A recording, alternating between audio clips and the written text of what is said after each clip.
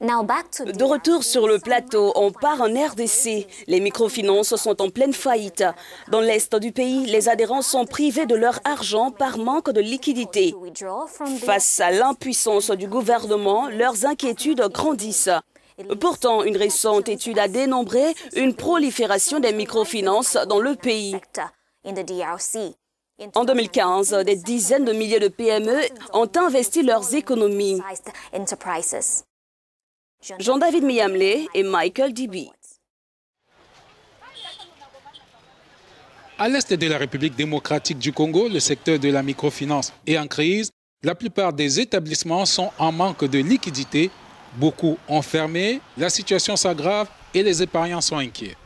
Nous nous posons la question, nous sommes dans quel pays où nous déposons notre argent juste pour l'investissement, mais quand on vient prendre l'argent, on a limité à un certain niveau. Les dirigeants de cette coopérative ici, ils disent non.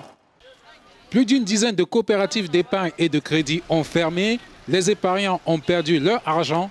L'État congolais est interpellé. L'État devait prendre ses responsabilités en commençant par fermer ses maisons, mais aussi en arrêtant rapidement pour jugement, pour écoute, quoi. La plus grande responsabilité que vraiment nous exigeons à l'État, c'est de rembourser cet argent.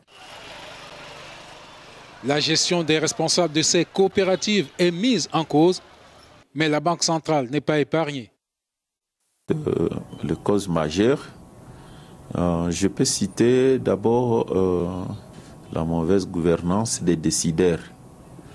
Lorsque, pour certains cas, le dirigeant ou nous les gérants, nous devons affecter les épargnes des membres en dehors du circuit de la coopérative même.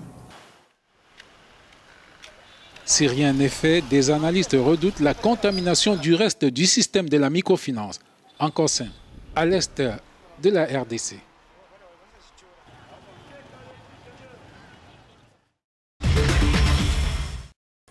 Pour plus de détails, nous sommes en ligne avec M. Defo Balibouno, expert financier depuis la République démocratique du Congo. Bienvenue dans ce programme. Pouvez-vous nous expliquer les causes profondes de cette crise de la microfinance à l'est de la RDC?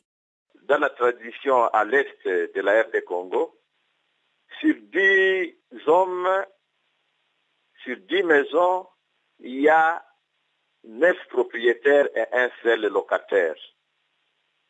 Donc, à un moment donné, il y a eu inflation immobilière, inflation des maisons.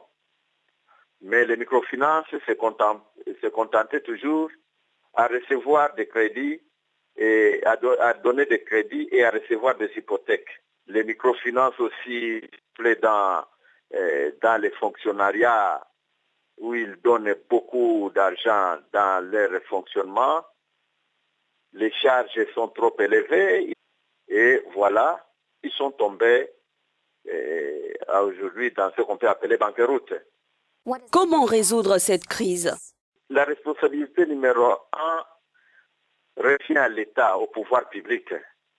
Parce que la Banque centrale, c'est elle qui cadre et qui protège les épargnes des citoyens. La banque devrait jouer d'abord son rôle d'encadreur et sonner l'alarme à temps opportun, être préventive qu'être à la défensive. L'État aussi devrait, parce que ces microfinances ont leur caution à la Banque centrale. Dans les réserves de l'État congolais, il y a aussi les cautions de ces microfinances. Il faut que l'État congolais arrive à subventionner et à rembourser, ne fût-ce qu'à ces institutions. Et pour la deuxième préoccupation, l'État, c'est l'État qui, en principe, c'est l'État qui crée les richesses. Et il crée les richesses comment? L'État peut recourir aux institutions de Bretton Woods. Il reçoit un crédit consistant sur un long terme et maintenant l'État déverse cet argent dans les instituts de microfinance ou dans les banques commerciales avec un taux inférieur égal maximum égal à 10% là, donc moins de 1% le mois. Merci de votre participation. C'est ici que nous mettons fin à ce magazine. Merci de nous avoir suivis. Restez connectés sur nos plateformes en français et en anglais.